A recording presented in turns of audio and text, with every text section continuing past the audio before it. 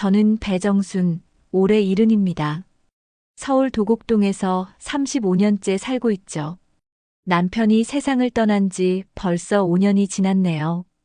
중학교에서 가정과 교사로 30년을 일했고, 지금은 손바느질과 퀼트가 제 삶의 전부라고 해도 과언이 아닙니다. 2023년 가을이었어요. 처음으로 용기를 내서 성지순례를 다녀왔습니다. 혼자 떠나는 10일간의 여행이었죠. 남편 없이 처음 가보는 먼 길이라 떨렸지만 새로운 경험이 필요하다고 생각했거든요. 공항에서 집으로 돌아오는 길 마음이 참 가벼웠습니다. 오랜만에 마음의 평화를 찾은 기분이었어요. 그런데 현관문 앞에서 멈춰 섰습니다. 비밀번호가 안 맞는 거예요. 어라, 이상하네. 몇 번을 다시 눌러봐도 문이 열리지 않았습니다. 혹시 제가 기억을 잘못하나 싶어서 천천히 다시 눌러봤지만 마찬가지였어요. 결국 조카 민재에게 전화를 걸었습니다. 민재야, 집 비밀번호가 왜 안 맞지? 아, 이모. 도둑이 들까봐 바꿔놨어요. 금방 가서 열어드릴게요. 민재는 제 친동생의 아들입니다. 38인데 아직도 스타트업을 한다며 이런저런 일을 벌이고 있어요. 말은 그럴듯하게 하지만 책임감은 좀 부족한 편이죠. 30분 뒤 민재가 아내 설인과 함께 나타났습니다. 설인은 35으로 인스타그램 인플루언서를 꿈꾸고 있어요. 빈티지 카페를 운영하는 게 소원이라고 늘 말하곤 하죠. 이모, 여행 잘 다녀오셨어요? 집 안전하게 지켜드렸어요. 민재가 환하게 웃으며 문을 열어줬습니다. 그런데 현관에 들어서자마자 뭔가 이상한 냄새가 났어요. 달콤하면서도 시큼한 파티에서 나는 그런 냄새였습니다. 거실로 들어가자 더 놀랐습니다. 천장에 파티용 레이저 조명이 설치되어 있었고 바닥이 끈적끈적했어요. 하지만 가장 충격적인 건 다른 거였습니다. 제가 정성스럽게 만든 퀼트 이불이 거실 테이블에 테이블보로 깔려 있었어요. 그 위에는 와인 얼룩이 선명하게 남아 있었습니다. 가슴이 철렁했어요. 그 퀼트는 남편과의 추억이 담긴 소중한 작품이었거든요. 이게 뭐야? 목소리가 떨렸습니다. 민재와 설인의 표정이 어색해졌어요. 이모, 죄송해요. 친구들이 몇 번 놀러와서 그런데 금방 치울게요. 테이블보가 필요해서 잠깐 빌렸었어요. 세탁하면 깨끗해질 거예요. 설인의 말에 화가 치밀었습니다. 하지만 여행의 피로도 있고 일단 상황을 정리하고 싶었어요. 민재야, 너희 집은 어떻게 된 거니? 아, 이모. 사실 집이 좀 문제가 생겨서요. 며칠만 이해해 주세요. 어차피 큰 집은 언젠가 우리가 물려받을 집 아니에요? 민재의 말에 정신이 번쩍 들었습니다. 자기 집인 양 행동하는 게 이상했어요. 설인도 마찬가지였습니다. 이모, 침실은 우리가 쓰고 있으니까 손님 방에서 주무세요. 며칠 후면 다 정리될 거예요. 손님 방이라니요. 제 집에서 저를 손님 취급하는 거였습니다. 너무 당황스러워서 그냥 끄덕였어요. 하지만 마음 한편에서는 뭔가 단단한 다짐이 생기고 있었습니다.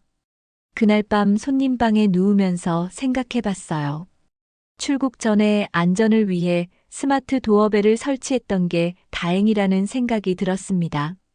남편의 유품들을 지키고 싶어서 한 일이었는데 지금 생각해 보니 필요한 조치였네요. 잠이 오지 않았습니다. 제 소중한 퀼트가 테이블보로 쓰이고 와인에 얼룩져 있는 모습이 계속 머릿속에 맴돌았어요. 40년 넘게 바느질을 하면서 쌓아온 자부심이 한순간에 무너지는 기분이었습니다. 그 후로 일주일이 지나면서 상황은 더 심각해졌습니다. 주말마다 젊은 남녀들이 드나들기 시작했어요. 밤늦게까지 시끄러운 음악과 웃음소리가 들렸습니다. 토요일 밤 12시가 넘어서도 파티가 계속됐어요. 저는 참다 못해 거실로 나갔습니다. 민재야, 너무 시끄럽다. 이웃들한테 미안하지 않니? 이모, 친구들이 좀 놀다 가는 거예요. 곧 조용해질 거예요. 하지만 새벽 2시까지도 소음은 계속됐습니다. 다음 날 아침 거실을 보니 쓰레기가 산더미같이 쌓여 있었어요. 맥주병, 치킨 박스, 피자, 상자가 곳곳에 널려 있었습니다. 더 충격적인 건 대문에 붙어 있던 전단지였어요. 층간소음 민원 접수됨. 재발시 관리사무소 제재 있을 예정. 이웃들에게 폐를 끼치고 있었던 거죠. 부끄러웠습니다. 월요일 오후 이웃집 장만호 어르신이 찾아왔어요. 73이신데 은퇴한 우체국장입니다. 온화한 성격이지만 정의감이 강하신 분이죠. 정순 씨, 요즘 집에 사람들이 많이 드나드는 것 같던데? 네, 조카가 잠깐 머물고 있어서요. 밤마다 캐리어 끌고 오는 사람들이 많더라고요. 혹시 뭔 일 있으면 언제든 말씀하세요. 장만호 어르신의 걱정스러운 표정을 보니 마음이 무거웠습니다. 하지만 아직은 가족 일이니까 조용히 해결하고 싶었어요. 그런데 화요일 밤 결정적인 장면을 목격했습니다.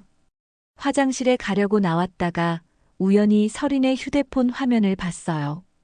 인스타그램을 보고 있었는데 제 집 거실 사진이 올라와 있었습니다. 해시태그가 가득했어요. 빈티지 감성 파티룸, 도곡 동수 문명소, 레트로 파티, 감성 숙소 이런 말들이 달려 있었습니다. 그리고 제 퀼트 작품이 레트로 소품이라고 태그되어 있었어요. 가슴이 쿵 떨어졌습니다. 제 집이 상업적으로 이용당하고 있었던 거예요. 그것도 무허가로 말이죠. 다음 날부터 본격적으로 관찰하기 시작했습니다. 평일에도 사람들이 드나들었어요. 저녁이면 20대로 보이는 젊은이들이 캐리어를 끌고 와서는 마치 호텔 체크인하듯 들어왔습니다. 서리는 현관에서 열쇠를 건네주며 설명하는 모습이 완전히 사업자였어요. 와이파이 비밀번호는 이거고요. 늦어도 체크아웃은 11시까지 해주세요.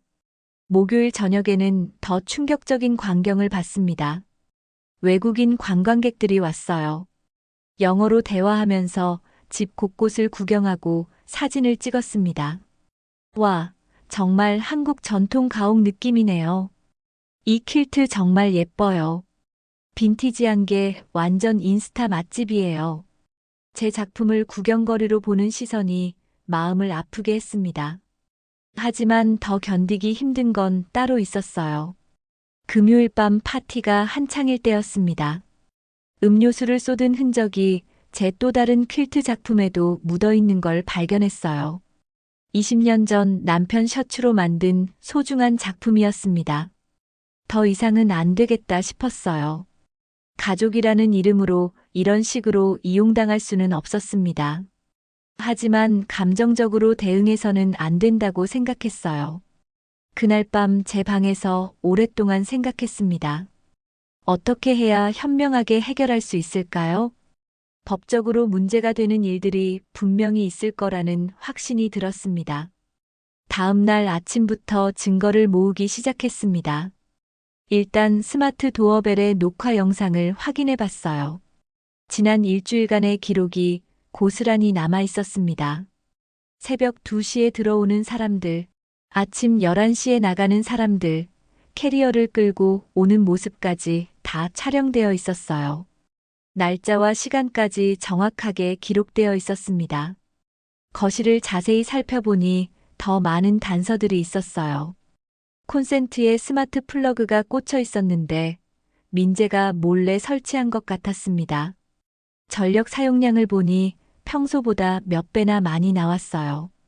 조명과 음향 장비 때문이겠죠. 쓰레기통에서는 배달 영수증들을 찾았습니다. 한 번에 10인분씩 주문한 내역들이 잔뜩 있었어요. 퀵서비스 송장도 여러 개 있었는데 파티용품들을 주문한 흔적이었습니다. 무엇보다 결정적인 증거는 서린의 인스타그램이었어요. 예약 문의 댓글들이 공개되어 있었거든요. 금요일 밤 예약 가능한가요? 6명에서 머물 수 있나요? 가격은 어떻게 되나요? 서린이 직접 답변한 내용들도 캡처해뒀습니다. 명백한 상업적 운영의 증거였어요. 증거를 모으면서 문득 옛날 제자가 생각났습니다. 이서아라는 아이였는데 공부를 정말 열심히 했어요. 졸업 앨범을 뒤져보니 연락처가 적혀 있었습니다. 설마 아직도 이 번호를 쓰고 있을까? 반신반의하며 전화를 걸어봤는데 놀랍게도 본인이 받았어요. 선생님, 정말 오랜만이에요. 이서아는 지금 변호사가 되어 있었습니다. 민사와 형사 사건을 전문으로 하는 법무법인에서 일하고 있다고 했어요. 선생님, 혹시 무슨 일 있으세요? 상황을 설명하자 이서아는 심각한 목소리로 말했습니다. 선생님, 그건 무허가 숙박업이에요. 여러 가지 법에 저촉될 수 있습니다. 증거를 더 수집해서 정리해 보세요. 그 말을 듣고 더욱 꼼꼼하게 증거를 모았습니다. 인스타그램의 모든 게시물을 스크린샷으로 저장했어요. 예약 문의 댓글, 가격 안내, 심지어 리뷰까지 모든 걸 캡처했습니다. 며칠 후 서린이 인스타그램 라이브 방송을 하는 걸 봤어요. 제 거실을 배경으로 오늘도 예쁜 공간에서 인사드려요라고 말하고 있었습니다. 시청자들이 어디에요? 예약 어떻게 해요? 라고 댓글을 달고 있었어요.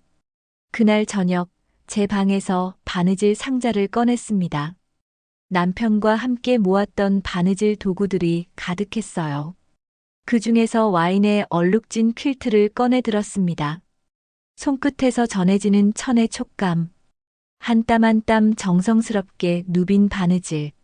남편의 낡은 셔츠와 제 옷을 함께 꿰매 만든 추억이 담긴 작품이었어요. 눈물이 났습니다. 하지만 울면서도 마음속에서는 단단한 결심이 서고 있었어요. 감정만으로는 안 돼. 증거와 절차로 가야 해. 바느질 상자를 정리하면서 생각했습니다. 바느질은 정확한 치수와 순서가 있어야 완성되죠. 이 문제도 마찬가지일 거예요. 정확한 절차와 증거로 해결해야 합니다. 월요일 아침 일찍 구청으로 향했습니다. 준비한 증거들을 정리해서 가방에 넣고 말이죠. 무허가 숙박업에 대한 신고를 하려고 했어요. 민원실 창구에서 상황을 설명하자 담당 공무원이 심각한 표정을 지었습니다. 어르신, 이건 여러 부서에서 확인해야 할 사안이에요. 건축과 소방과 세무과 모두 관련이 있습니다. 스마트 도어벨 영상을 보여주자 담당자가 놀랐어요. 이 정도면 명백한 상업적 운영이네요. 신고 접수하겠습니다. 소방서에도 신고했습니다. 한 번에 10명 이상이 드나드는데 피난시설이나 안전시설이 제대로 갖춰져 있지 않았거든요. 과밀 수용 우려가 있고 화재 시 대피로가 확보되지 않은 상태로 보입니다. 세무서에는 미신고 임대소득에 대해 제보했어요. 서린의 인스타그램에 가격표까지 올라와 있으니 탈세 의혹이 충분했습니다. 화요일 오후 드디어 단속반이 왔습니다. 구청 건축과 소방서, 세무서에서 합동으로 나온 거였어요. 민재와 서린은 당황한 기색이 역력했습니다. 무슨 일이세요? 무허가 숙박업 운영 신고가 들어와서 현장 확인 차 왔습니다. 공무원들이 집 안을 둘러보며 사진을 찍고 기록을 남겼어요. 거실의 파티용 조명, 음향 장비, 침실에 여분 침구들까지 모두 확인했습니다. 이건 지인들끼리 모임하는 공간이에요. 영업이 아니라고요. 서린이 목소리를 높였지만 공무원이 인스타그램 화면을 보여주자 얼굴이 하얗게 질렸어요. 여기 가격표도 있고 예약 문의도 있는데요. 이게 지인 모임인가요? 결정적으로 지하 창고에서 음향장비 렌털 계약서가 발견됐습니다. 민재 이름으로 된 계약서였는데 파티룸 운영용이라고 명시되어 있었어요. 이걸로 보면 상당히 계획적으로 운영하신 것 같은데요. 공무원들이 돌아간 후 민재가 제게 와서 따졌습니다. 이모가 신고하신 거죠? 이렇게까지 하실 줄 몰랐어요. 목소리에 원망이 가득했어요. 하지만 저는 차분하게 대답했습니다. 민재야, 이건 불법이야. 그리고 여긴 내 집이란다. 하지만 우리도 먹고 살아야 하잖아요. 그렇다고 남의 집에서 무허가 영업을 해도 된다는 거니? 서리는 방에서 나오지도 않았어요. 아마 인스타그램 게시물들을 삭제하느라 바쁠 거예요. 다음 날 구청에서 연락이 왔습니다. 영업 중단 명령서를 발송했습니다. 7일 이내에 모든 상업 활동을 중단하고 신고하셔야 합니다. 소방서에서도 연락이 왔어요. 안전시설 미비로 과태료 부과 예정이고 즉시 개선하지 않으면 추가 조치가 있을 예정입니다. 세무서는 가장 무서웠습니다. 소득 은닉 의혹으로 세무조사 대상이 되셨습니다. 관련 서류를 준비해 두세요. 민재와 서린의 표정이 날로 어두워졌어요. 특히 서린은 인스타그램 팔로워들이 예약을 취소하면서 난리가 났습니다. 하지만 아직 끝이 아니었어요. 행정조치는 시작에 불과했습니다. 이서아 변호사와 만난 건 목요일 오후였습니다. 사무실에서 모든 증거 자료를 검토해 봤어요. 선생님, 이 정도면 충분히 법적 조치가 가능합니다. 점유의 전금지 가처분부터 시작해서 건물명 도청구까지 할 수 있어요. 법률 용어들이 어려웠지만 요약하면 이런 거였어요.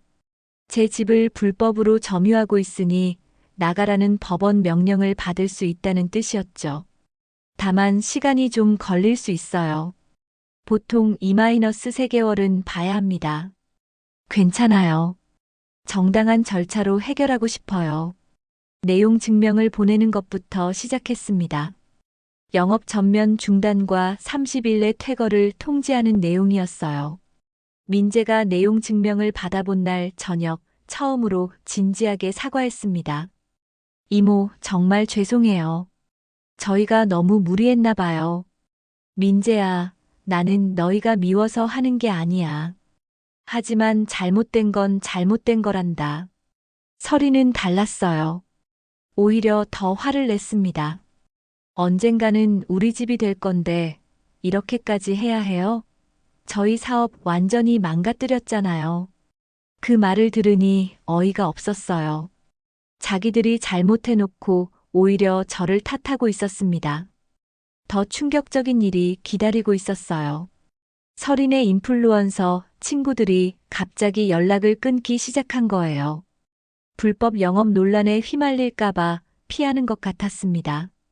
서린이 기대하던 브런치 모임에서도 문제가 생겼어요. 제 퀼트가 찍힌 사진이 온라인 커뮤니티에 올라갔는데 무단 사용이라는 댓글이 달렸습니다. 저 퀼트 작품 원작자 허락받고 썼나요? 상업적 이용인 것 같은데 저작권 문제 있는 거 아니에요? 순식간에 표절 논란으로 번졌어요. 제가 직접 만든 작품인데도 말이죠. 서리는 해명하려고 했지만 이미 이미지가 나빠진 상태였습니다. 민재에게는 다른 문제가 생겼어요. 카드 연체 문자가 계속 왔습니다. 결제일 연체 안내. 추가 연체 시 신용도 하락. 심지어 사채업체로 보이는 번호에서도 연락이 왔어요. 민재 씨 약속하신 날짜 지났는데요. 돈 때문에 이런 일을 벌인 거였구나 싶었습니다. 하지만 그렇다고 해서 용서할 수는 없었어요. 변호사 사무실에서 본격적인 소송 준비를 했습니다. 점유의 전금지 가처분 신청서를 법원에 제출했어요. 선생님, 임시집행 신청도 함께 하시죠. 승소하면 바로 집행할 수 있어요. 법원에서 심리가 열렸습니다. 민재와 서린도 변호사를 선임했지만 증거가 너무 명확했어요. 피신청인들이 신청인의 집을 상업적으로 이용한 사실이 명백합니다. 판사가 증거들을 검토하며 말했습니다. 인스타그램 게시물, 예약 문의, 렌털 계약서까지 모든 게 일치하네요. 2주 후 결정문이 나왔습니다. 점유의 정금지 가처분 인용, 임시집행 가능이라는 내용이었어요. 이제 정말로 끝이 보이기 시작했습니다. 법원 결정이 나온 후 민재와 설인의 관계가 급격히 악화됐습니다. 서로를 탓하기 시작한 거예요. 당신이 인스타그램에 너무 대놓고 올렸잖아. 오빠가 렌털 계약까지 해놓고서 무슨 소리야. 둘이 거실에서 큰 소리로 싸우는 걸 들으니 마음이 무거웠어요. 하지만 이미 돌이킬 수 없는 상황이었습니다. 설이는 더욱 극단적으로 나갔어요. 어차피 이 집은 곧 우리 거잖아요. 이모는 자식도 없고 상속받을 사람도 우리밖에 없어요. 그 말을 듣는 순간 정말 화가 났습니다. 제가 살아있는데 벌써 상속을 논하다니요. 설이나 그런 말하는 게 아니야. 사실이잖아요. 우리가 이모를 모시고 살 생각도 있었는데 이렇게 나오시니까 서운하죠. 민재도 거들었어요. 이모, 저희도 어려운 상황인데 너무 매정하신 거 아니에요? 둘의 태도를 보니 제가 지금까지 너무 관대했구나 싶었어요. 가족이라는 이름으로 이용만 당한 거죠. 그런데 이서아 변호사에게서 긴급한 연락이 왔습니다. 선생님, 등기부등본을 다시 확인해 봤는데 이상한 점이 있어요. 출국하신 기간에 근저당 설정 시도 기록이 있습니다. 근저당이요? 집을 담보로 대출을 받으려고 했던 흔적이에요.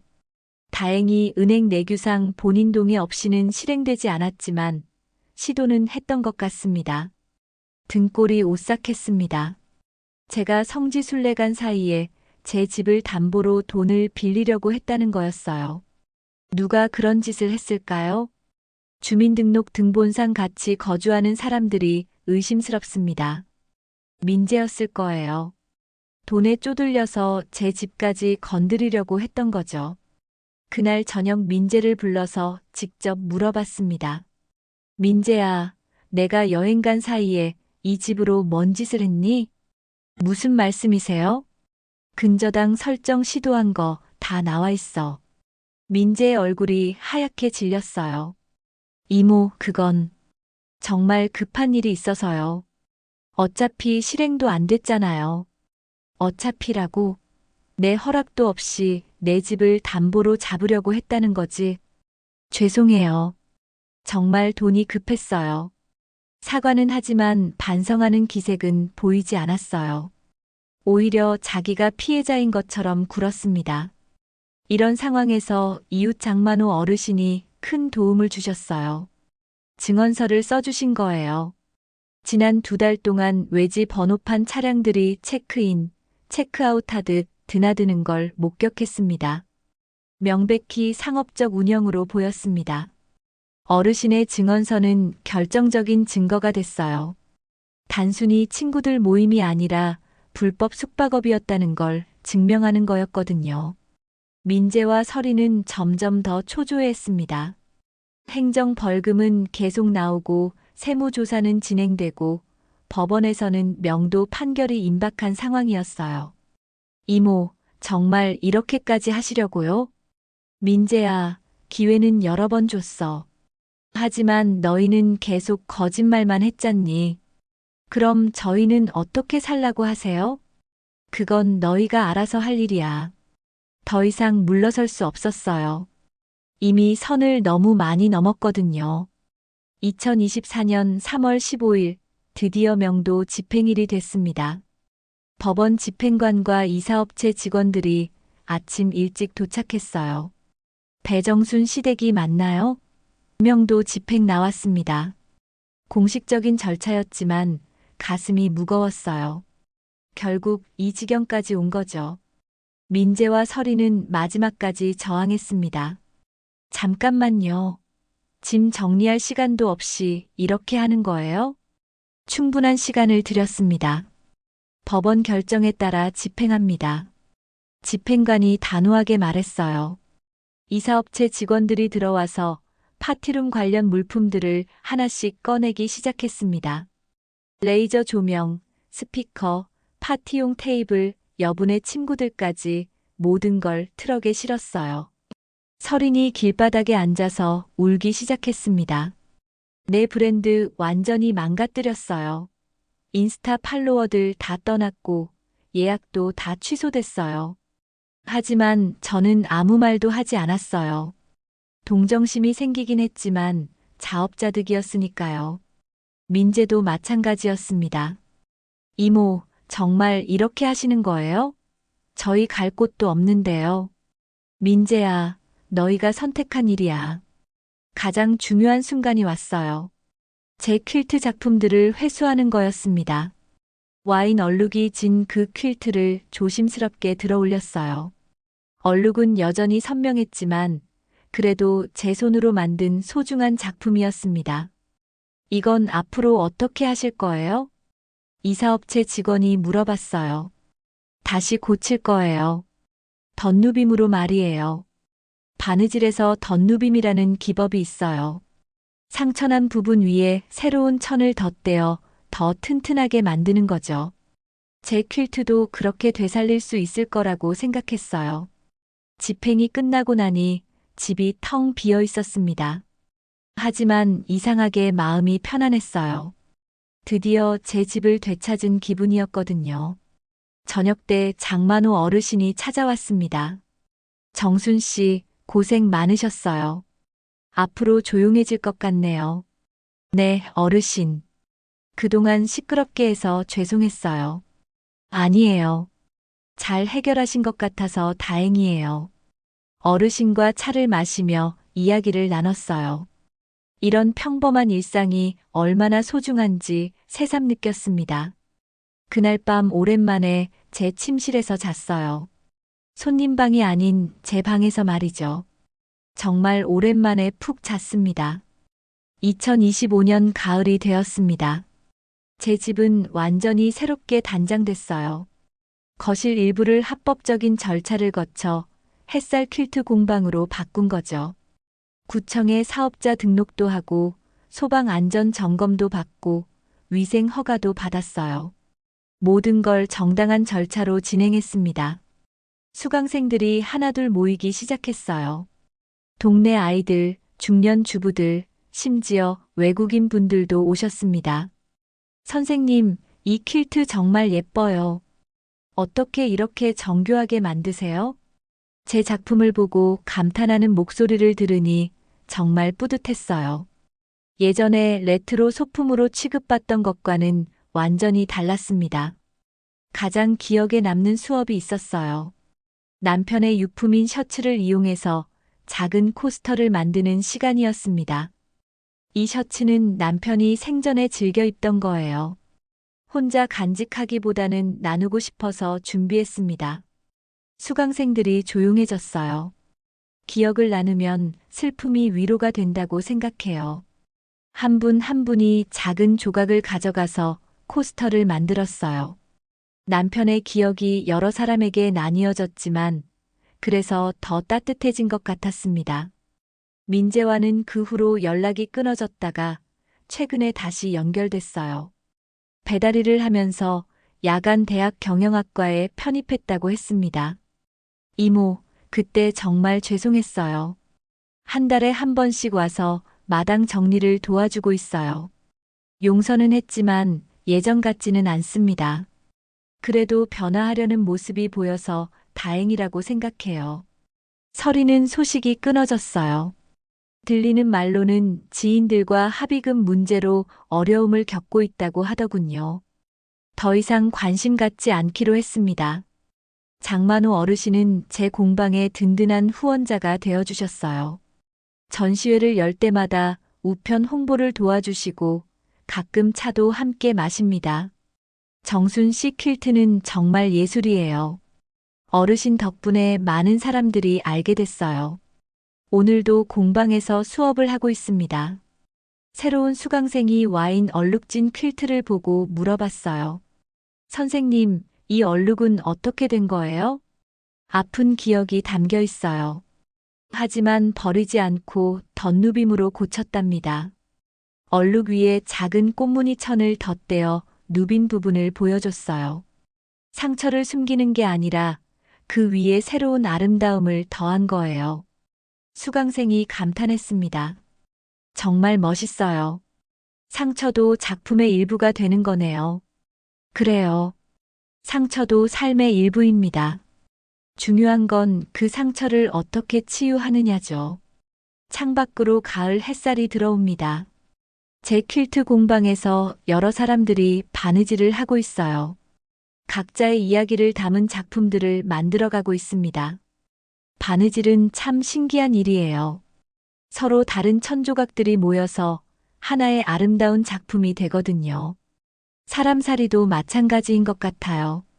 상처난 천 위에 새 결을 얹듯 삶도 덧누비면 다시 따뜻해집니다.